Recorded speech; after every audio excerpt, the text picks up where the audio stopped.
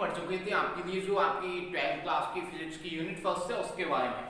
और unit first में हमने पढ़ा था chapter first, chapter 2, chapter third and chapter 4। तो वहां पे देखा था कि इनको मिलाकर के जो स्थिर वैद्युतिकी है 1, 2, 3 और 4 पार्ट को मिलाकर के हमारी जो स्थिर वैद्युतिकी वाला टॉपिक है वो खत्म हो जाता है। अब हम स्टार्ट करेंगे आपके लिए धारा वैद्युतिकी। तो उसमें आपका जो चैप्टर नंबर 5 है और चैप्टर नंबर 6 है वो दोनों चैप्टर उसमें शामिल होंगे। तो आज हम आपके लिए स्टार्ट करें चैप्टर नंबर 5 जिसका नाम है विद्युत धारा, इलेक्ट्रिक करंट। तो जब आपको मैं स्थिर वैद्युतिकी बता रहा था तो वहां पे बताया था कि हमारे लिए कोई भी आवेश या फिर मैं कहूं कि आवेश की जगह कोई भी इलेक्ट्रॉन दो तरह से पाया जा सकता है कि एक तो ये स्थिर और दूसरा ये गतिशील हो। और मैंने कहा था जब ये एक समान वेग से गतिशील होता है तब हम इसके बारे में पढ़ेंगे, किसके बारे में, विद्युत धारा के बारे में। तो अब यहाँ पर हमारा जो इलेक्ट्रॉन होगा या आवेश होगा वह गतिशील होगा और हम अब उसके बारे में पढ़ने वाले हैं इस चैप्टर में। तो देखिए सबसे पहले तो चैप्टर क्या नाम है हमारा, विद्युत धारा। तो पहली बात तो यह है कि विद्युत धारा क्या होती है। हमें सबसे पहले तो ये जानना होगा कि इलेक्ट्रिक करंट क्या होता है। तो हम देख रहे हैं विद्युत धारा, सबसे पहली चीज यही देखेंगे अब हम, विद्युत धारा, इलेक्ट्रिक करंट।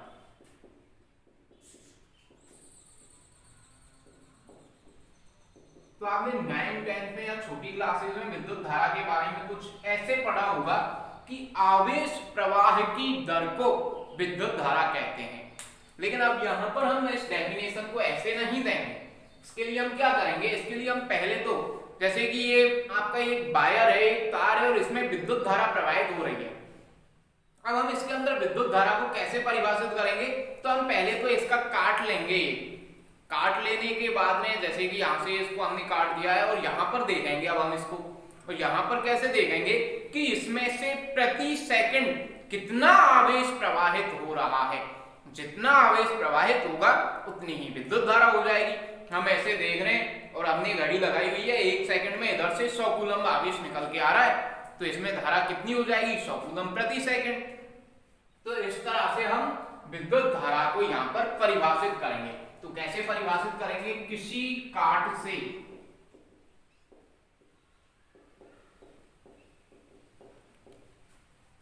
प्रति सेकंड, या तो कह दो प्रति सेकंड या फिर एकांक समय, समय कितना होना चाहिए, एकांक होना चाहिए, में प्रवाहित होने वाले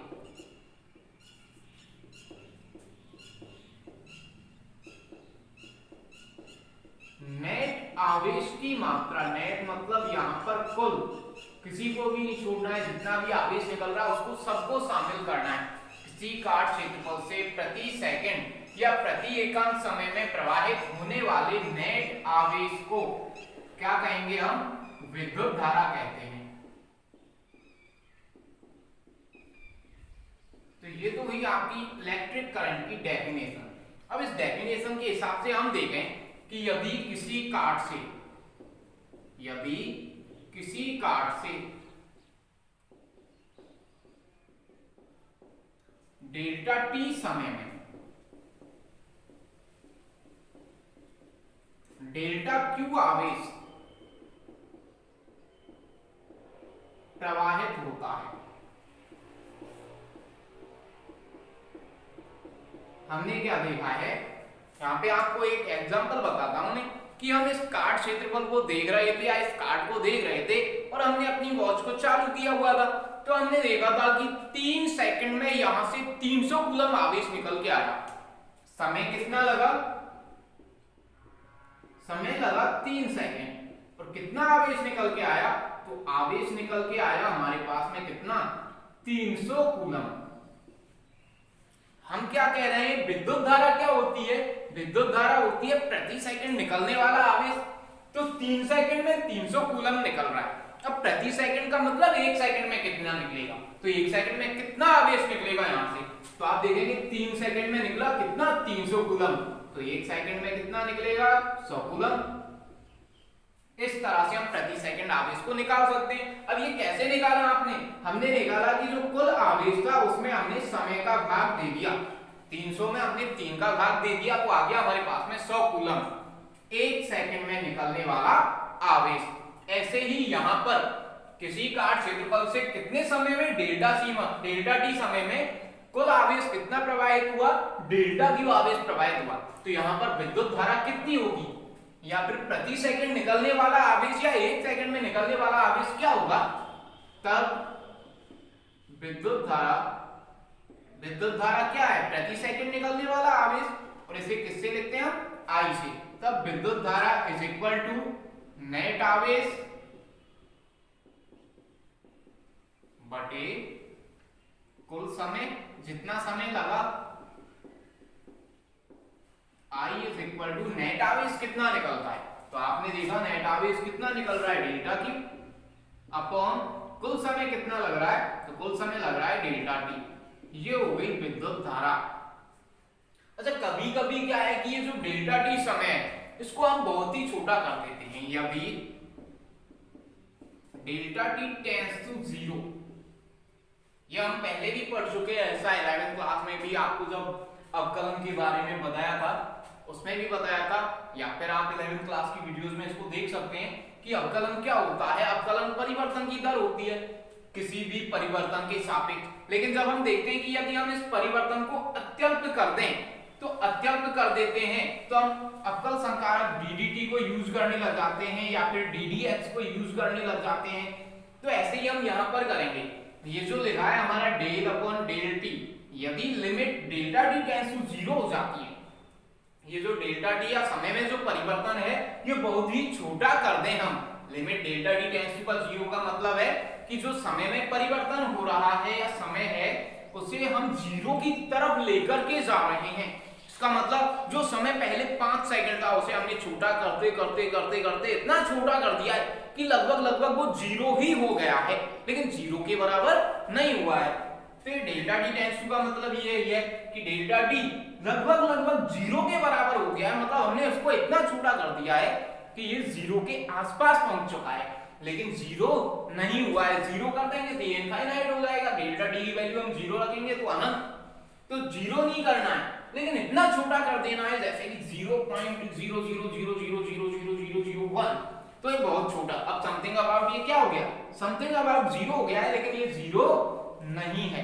तो ऐसे ही हमें यहाँ पे करना है कि डेल्टा टी टेंड्स टू 0 हो जाए। तब हम विद्युत धारा को कैसे लिखते हैं, तब हम विद्युत धारा को लिखते हैं डीडीटी ऑफ क्यू। अवकल संकारक का उपयोग कर लेते हैं विद्युत धारा को लिखने के लिए। तो यहाँ से एक चीज तो हमें पता चल रही है कि आपको पता है आवेश कैसी राशि है, आवेश अदिश राशि है, और समय भी अदिश राशि है, इसलिए विद्युत धारा कैसी राशि हो जाएगी, विद्युत धारा कैसी राशि हो गई, विद्युत धारा एक अदिश राशि होती है।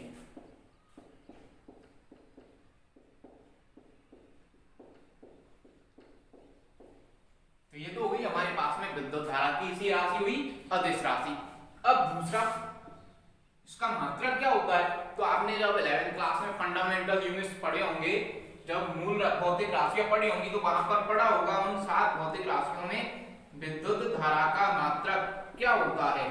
तो विद्युत धारा का मात्रक हो गया हमारे पास एम्पियर।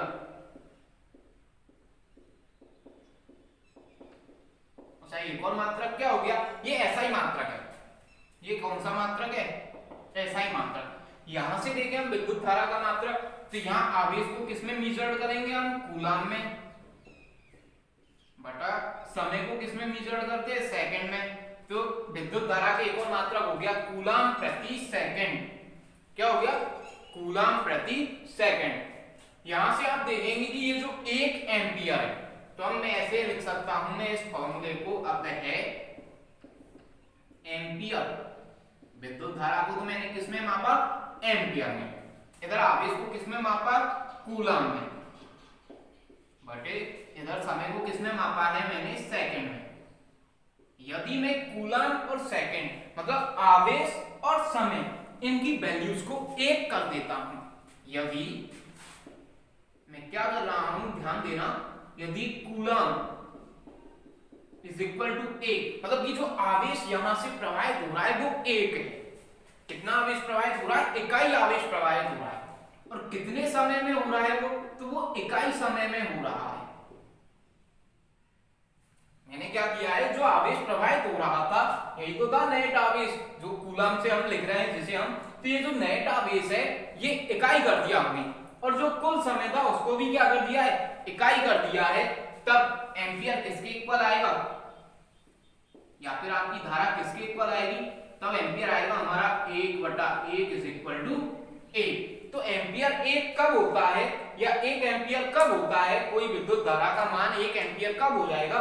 तो वो कब होगा, जब प्रवाहित होने वाला नेट आवेश इकाई हो और वो इकाई समय में ही प्रवाहित हो जाए। तो ऐसी स्थिति में आपका जो विद्युत धारा का मान है वो 1 एम्पियर हो जाता है। क्या कह रहे हैं हम, कि जो नेट आवेश है उसे इकाई कर दो और समय को भी इकाई कर दो।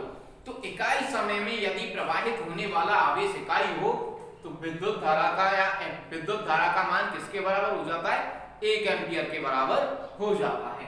ये तो बात हुई हमारी विद्युत धारा की कैसी राशि है। अब हम विद्युत धारा के प्रवाह की दिशा को देखते हैं कि विद्युत धारा किस दिशा में प्रवाहित होती है। तो हमेशा विद्युत धारा के जो प्रवाह की दिशा होती है वो ऋणावेशों के विपरीत दिशा में होती है। फॉर एग्जाम्पल, ये मेरे पास में एक वायर है, ये क्या है, एक वायर है AB, और इसमें मैं कह रहा हूं कि विद्युत धारा इस दिशा में प्रवाहित हो रही है, A to B। विद्युत धारा किधर प्रवाहित हो रही है, A से B की तरफ विद्युत धारा प्रवाहित हो रही है।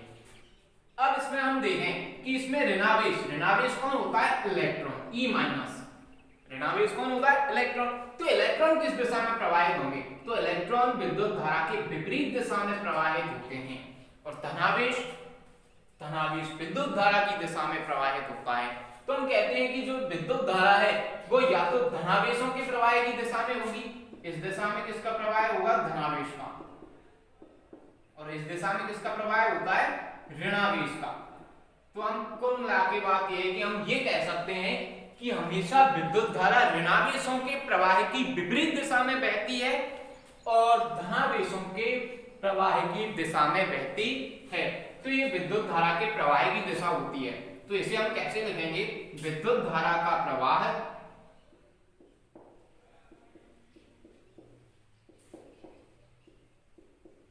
हमेशा ऋणावेश के विपरीत दिशा में या ऋणावेश के प्रवाह के विपरीत दिशा में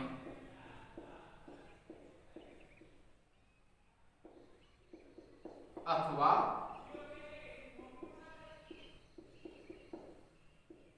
धनावेश के प्रवाह की दिशा में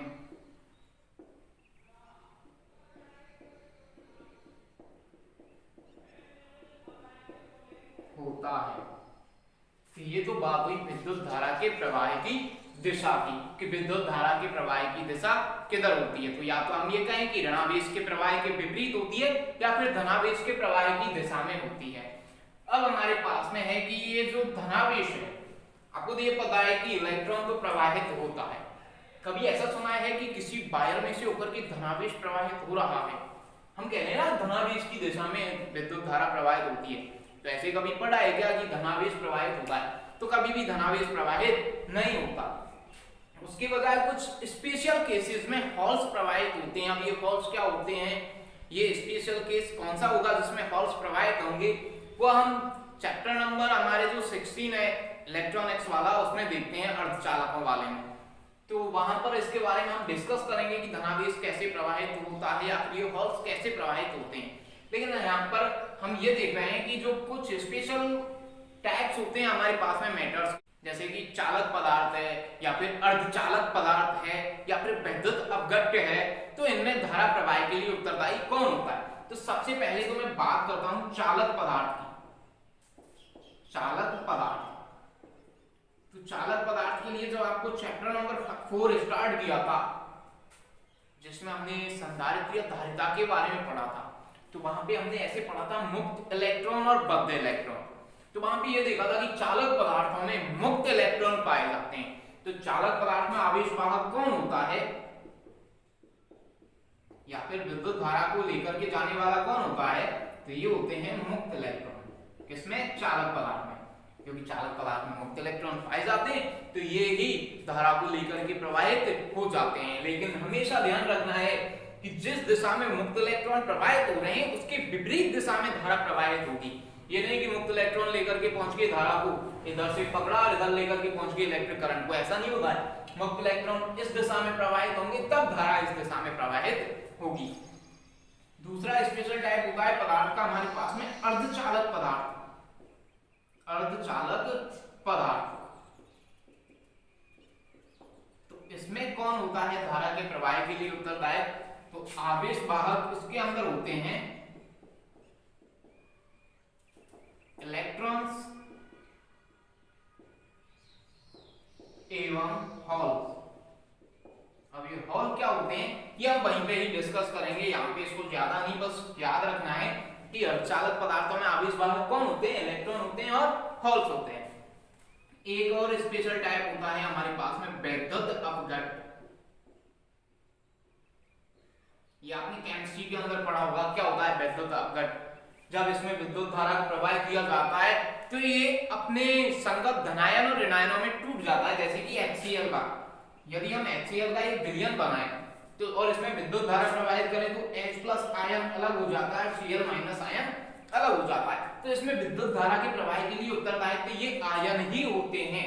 तो इन्हें मैं क्या कहूंगा, यहाँ पर आवेश वाहक कौन होगा, तो यहाँ आवेश वाहक होते हैं आयन, चाहे वो धनायन हो चाहे वो ऋणायन हो। तो ये तो बात होती है हमारे विद्युत धारा की। अब जो यहाँ से आपको एक चीज ध्यान रखनी है कि विद्युत धारा अदिश राशि होती है, क्योंकि जब हम आगे पढ़ेंगे अभी इसके तुरंत बाद में धारा घनत्व, तो वहां पे देखेंगे कि धारा घनत्व एक सदिश राशि होती है। तो इसको यहाँ पे कंफ्यूज नहीं होना है, विद्युत धारा अदिश राशि होती है और धारा घनत्व एक सदिश राशि होती है। वो कैसे होती है वो हम नेक्स्ट वीडियो में देखने वाले हैं। इसमें हम केवल यही देखेंगे विद्युत धारा क्या है, उसका इंट्रोडक्शन। तो ये आपके सामने विद्युत धारा का इंट्रोडक्शन है, ऐसे नोट करना है, लर्न करना है आपको। और इसमें कोई भी आपको प्रॉब्लम हो तो वो आप हमें कमेंट में कमेंट करके बता सकते हैं। Thank you students.